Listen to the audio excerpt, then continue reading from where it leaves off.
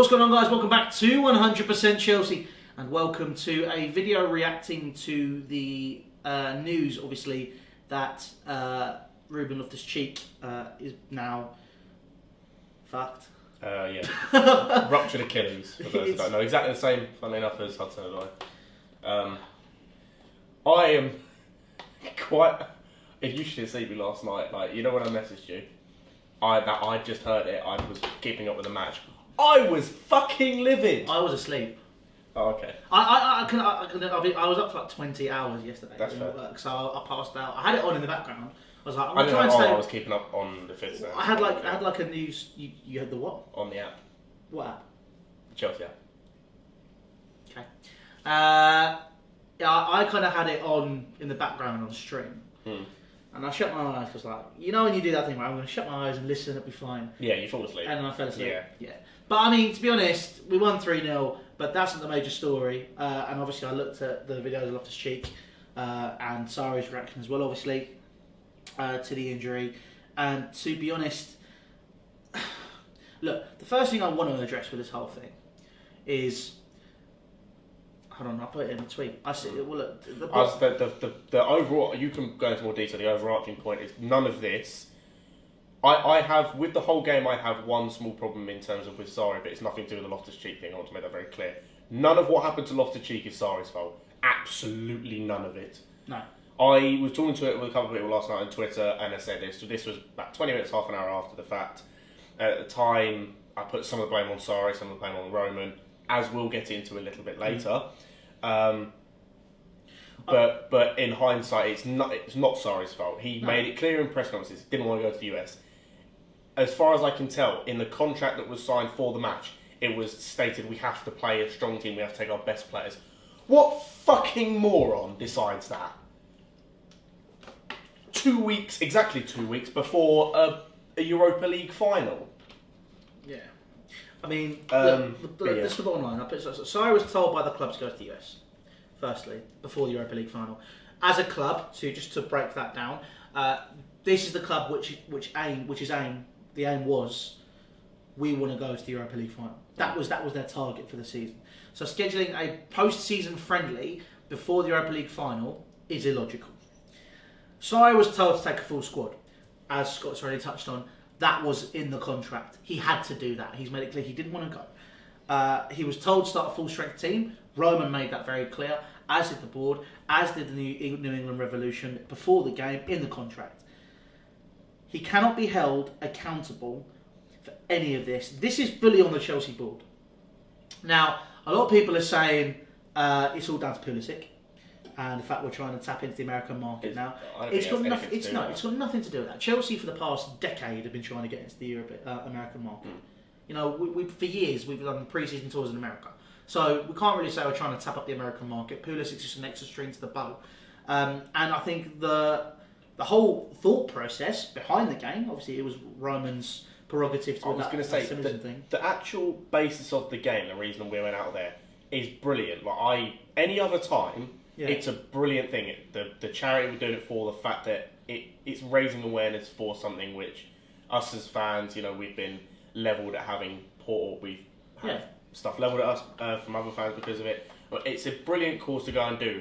You don't do it in what is basically effectively the middle of the season. I mean, to argue that though, you have mid-season breaks in other sports, and on top of that as well, we're going to have a mid-season break for the World Cup in 2022. Funnily enough, because of revenue-driven stuff. Well done, lads. You do, but my argument to that then is, number one, that break is for every team. In fact, we're one of the few that don't have a break normally. Number two, it's done over Christmas, which is fair enough, and over that time, very few players are training. They're with families. It's only just after and just before. It's not before a final. It's during a period of the season where, for the most part, for most teams, unless it's relegation-threatened teams, there is nothing to lose, for the most part. Yeah. And also, just before, funnily enough, I know the window's just opened, but for Chelsea Football Club, can't do anything about that. For those clubs, if something does happen, they can go out and strengthen, they can replace that player. We're fucked. We can't do anything. Even if we replace him with a youth player, no offence to the majority of our youth, they're not going to be the same level because they've not played for us. They've got to take time to learn the new system. Loftus-Cheek's our second best midfielder behind N'Golo Kante. You could argue he's our third best player. Hazard, Kante, Loftus-Cheek. You can make the argument. I'm not saying it's a definite, but you can make the argument. You definitely could make an argument there. Marcus Alonso, I think, is up there as well, as is Apocosta and Kovacic. Obviously, I'm being sarcastic here. Barkley's going to be our first choice midfielder. The potential of the midfield for the Europa League final could be Ross Barkley, Jorginho, and Kovacic.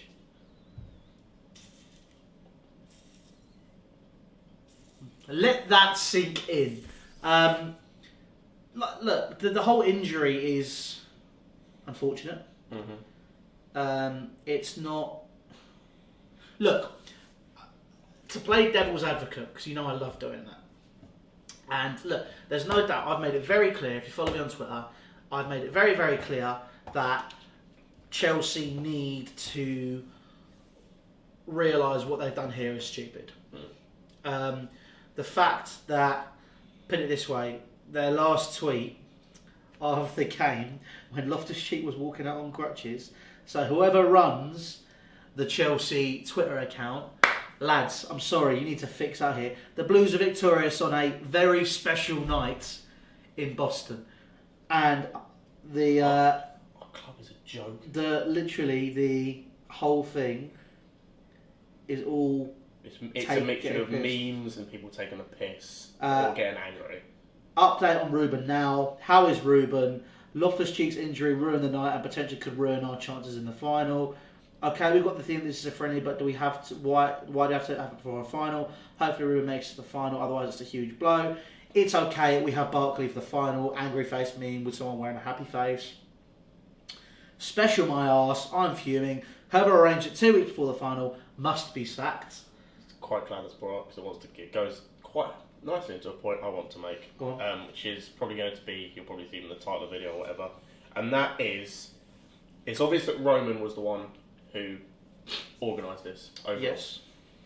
Has it got to a stage, and there's no better way I can put this, so it might be a bit sensationalist, but there is no other way I was thinking about this to put this, is Roman now becoming a detriment to our football club?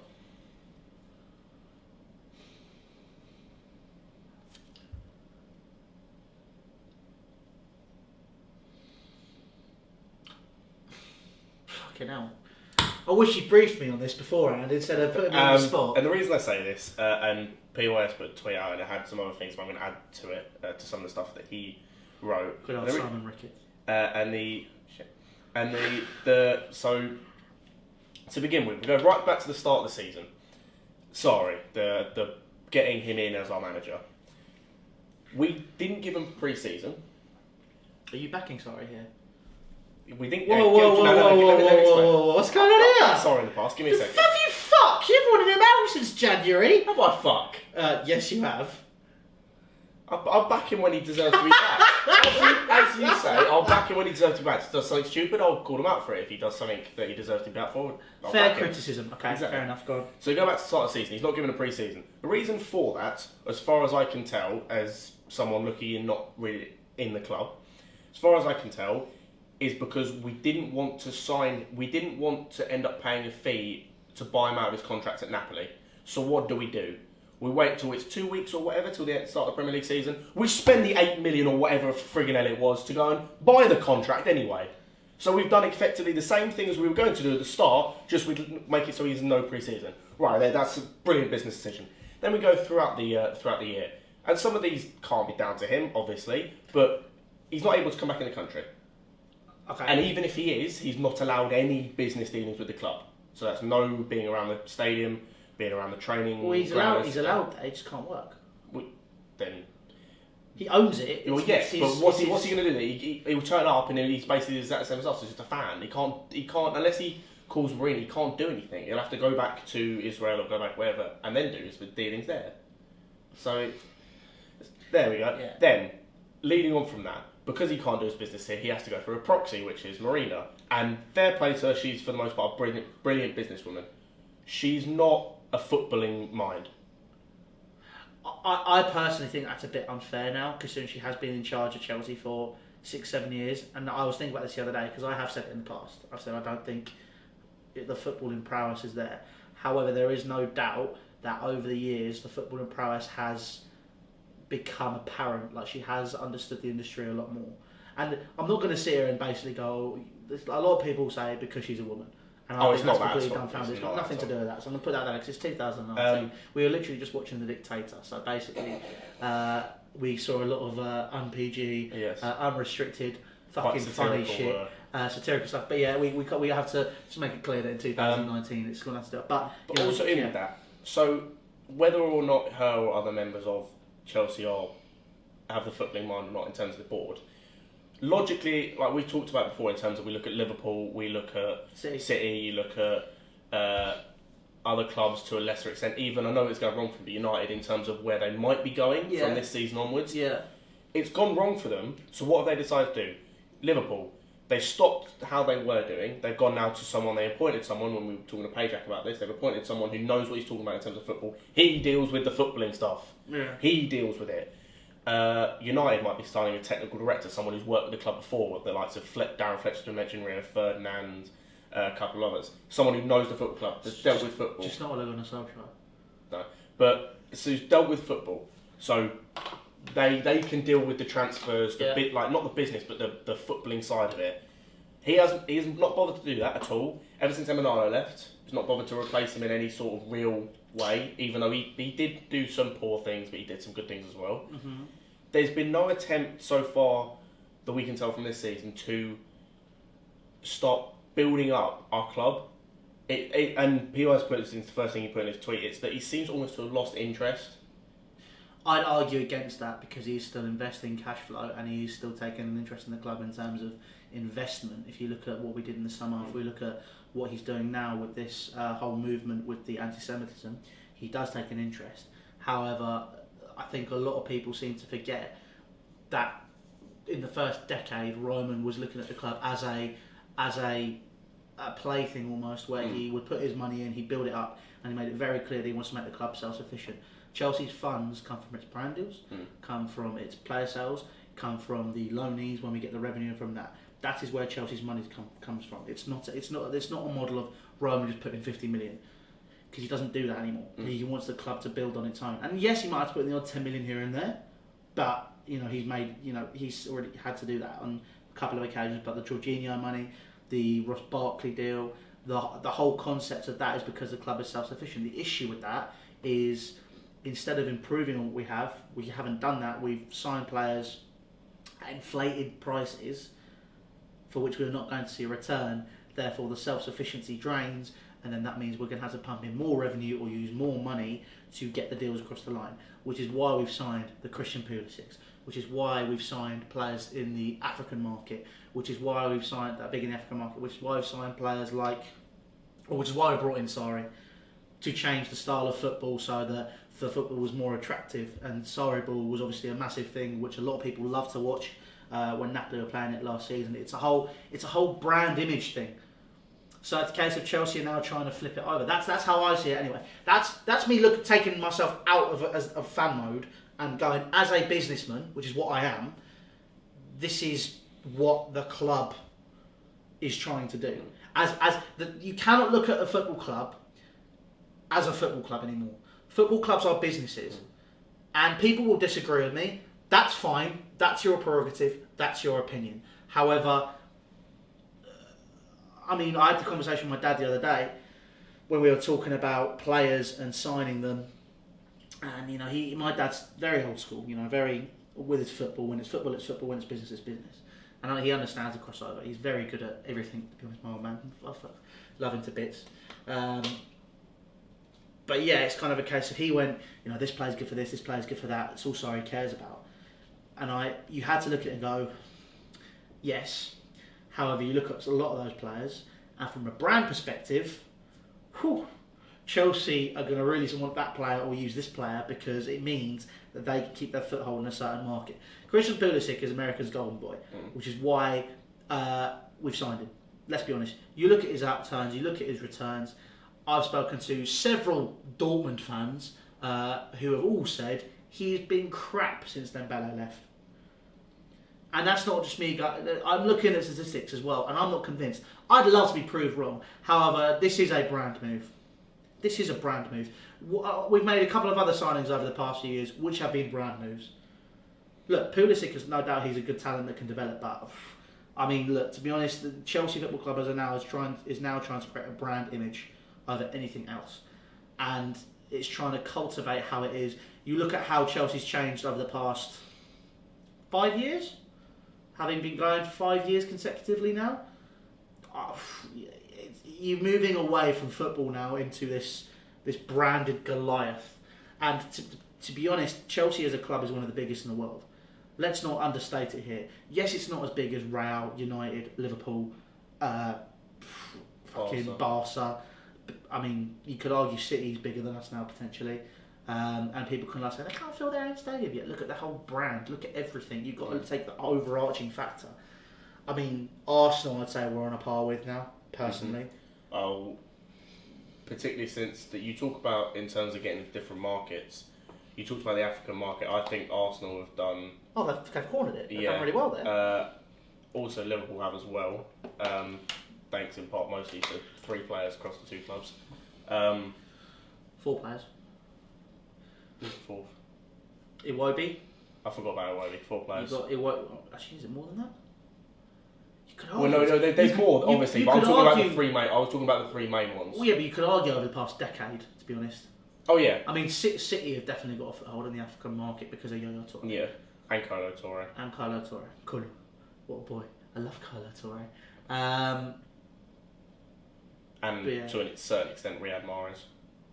I mean, Riyad Mahrez corners the Algerian market hands down every single time. But I mean, this is it. There's much more to football than just the football. And people saying, right, the money just comes from here. It's as simple as that. You've got to look at football as a business. It is not FIFA. You don't get a transfer budget and then go, I'll get all from here, do this. You sell a few players, you get this. It doesn't work like that. I think to a certain extent, what you're talking about the transfer budget, I think that kind of rings true, but I don't think it. So you'll have a budget, a manager will have a budget in terms of transfers and wages, but it won't all be from. So like you won't get all the money from player sales. You get some from player sales, but then they also go to agents, sponsorships. You'll get some of it from players. You'll get some of that from sponsorship. You get some of it from revenue from tickets. You'll get etc. This thing. Chelsea have a negative profit margin. That doesn't surprise me as well. They do, and I think from the last financial year, only us and one other club, us and Sunderland from the Premier League. So that's the last financial year that was recorded. Obviously, there's going to be another one published in the next couple of months, talking about the financial year 17-18. In terms of 16-17, which is the last one published, only us and Sunderland made losses. City broke even, just about. Christ. We made a loss of 12 million. This is all on The Guardian, by the way, if you want to look. I think it was 12 million. But look, Chelsea's margins are, based around that. The 12 million loss was because we won in Champions League. That's the big thing. So I think you'll see this year there will be a positive margin. And people say, well, why aren't we reinvesting the profits? And I completely agree. However, those profits are probably carried across to this season and were probably what were invested in the transfer budget alongside other funds from around the club and other brand deals. So Nike we probably got a pool where every Nike's in an account and you move that to certain place. But there's going to be a lot of financial accounts to which the clubs move money, and it's really fucking complicated. And I mean, I'm like, put it this way: like you look at businesses where they have to do that with loads of different types of funds. You've got to go from here to here to here. You've got to pay this person, do this, do that. There's a lot to do. And if you're in a football club which has hundreds of employees, that just summarises the issue. So it's kind of a case of that you can see that there is a big issue in terms of how Chelsea is run. And I think we've already established that. But that comes further away from just the transfers and how we do the football. You can see that in the financial dealings, the way that we're trying to manipulate our markets show that we are really trying to get a foothold. And you can see that it's a transitional phase, but I think it's a case that the club really need to come out and make it clear that it is a transitional phase. Roman has already said, the club's going to be self-sufficient in a decade, which has happened, but I think a lot of people don't seem to realise that. And the biggest issue is, even though we're self-sufficient, I know I keep talking, I'm really sorry, I'll shut up in a minute. I know that we're self-sufficient, But I think the self-sufficiency levels he's trying to argue with are the Real Madrids, the Liverpools, the Manchester Uniteds, the clubs which the money that they earn, because they're such a massive brand, and let's be honest, they are a bigger brand than Chelsea. Oh yeah. That is how they make their money. You know, Real Madrid can turn around and go, we are worth more than Chelsea because of X, because of our history, because of this, because of that. And I'm not sitting in Chelsea have no history, because let's be brutally honest now, people who still say that, 10, 15 years is a long fucking time, and you need to win something, or you need to do something to create history. At some point you could argue that, may as well say that Liverpool, Arsenal and Man United have no history. Why? Because they've won a few trophies, or whoopsie fucking do. Well, there you go. That's the whole fucking point. That's what we're trying to say. Chelsea bought trophies, whatever. So did Arsenal, so did United, so did Liverpool. Because they earned those revenues and those cash flows, by the way, to buy the players that won them the trophies. There you go. Fuck you. Nearly every club in the world would love to have trophies, and it's got to the point where in world football you have to buy your way to a trophy. That's just, unfortunately, that's how it is. That's the unfortunate way it's going. For the most part. Always has been. It always has been. I think it's got worse though. I think it's gone to the point it's even worse. You need a mixture of both, but for the most part you need to spend money. And so I think that you look at most clubs in the world, I know they're in the Champions League final, but Tottenham for example, they probably would have loved to have had an owner that splashed the cash. I mean, they've got problems with some of their players where they're not on high enough wages and they want to leave because they're not spending enough money. Yeah. And it's in certain areas. Well, I mean, that's the point. The Tottenham fan will tell you that, we haven't bought anything. We've not spent any money for 2 years. You've still bought the players that are in the squad. You still bought the stadium. You still have a brand deal to invest money in. It's not even that. It's as I said, the simple stuff. It's like wages. So like for example, I'm not saying give players ludicrous wages because that's not the answer. But for a player like, for example, Alderweireld, he could leave this summer for 30 million. Yeah. Because of his release clause. He is a very he's probably you could argue a world class defender. Maybe dropped a little bit, but he's a world class defender. 30 million is a steal for him. He has not signed a contract where they can get rid of the release clause because he's on too low wages for Tottenham. They could quite easily not easily, but you get my moment. It's not as difficult a fix in terms of as compared to something else. Go and give him more wages to what he wants. Therefore, right, you've got him on a 5-year deal. He's not going anywhere until he retires. Got no worries about that. Do that for a few other players. Walker, for example, before he left, a few other players here and there, and all of a sudden you can start to build a brilliant team that all you need is a few extra players and you've got a squad, and then you can start challenging for your titles. But unfortunately, they haven't splashed the money, they haven't spent... Well, I mean, we can talk about not challenging for titles, but right now they're sat in the Champions League final and we're not. So let's not go to that level, because the argument is there for everybody. But I mean, look, you can kind of see an insight into it, and we are going to wrap it up shortly. Because, look... Let's just reinforce and go back to the point that we're meant to be talking about, which was the Ruben Loftus-Cheek situation. It was a stupid idea. Mm-hmm. People saying the person should be sacked and all of that. Unfortunately, it was Roman. Or Bruce Buck, who will not be sacked. You can tell that there is a different way to Chelsea's thinking. It is financially motivated. It is brand motivated over football prowess. This, at the same time, could cause issues with Sarri. And I know a lot of people might be dancing up and down to the thought of that, but the prime argument here is, who the fuck are you going to bring in? Which is what we go back to every single time we talk about Maurizio Sarri and him being sacked. Realistically, it's not an option. It is not viable. This is something where Chelsea need to change their mentality and they really need to start shifting. It's not going to happen overnight, much like the philosophy change which they're trying to bring into the club. It's not going to happen overnight. But it's slowly happening, and it's a case of evolve or die, pretty much. That's football now. Evolve or die, get it done that way. And I think is that fair? Is that the bottom line? Would you agree with that? I think so. As I mentioned, I personally only see that change coming with a new owner, personally. At the minute, I don't see us... I can see us improving a little bit, but I don't see the improvement needed to go back to a stage of where...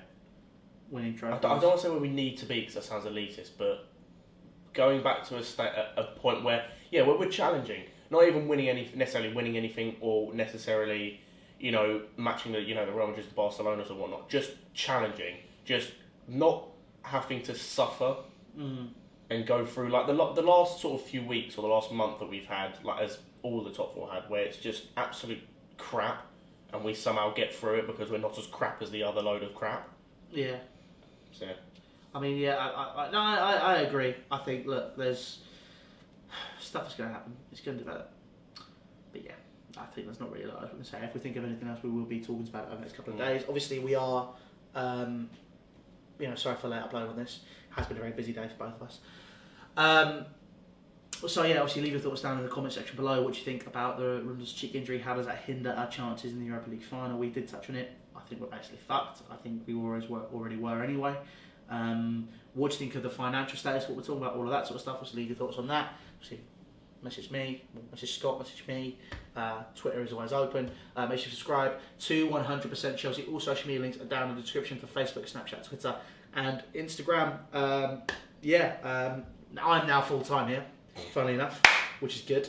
So basically, I'm going to be focusing and revamping and doing all this type of stuff with the channel. So make sure you stay locked for that.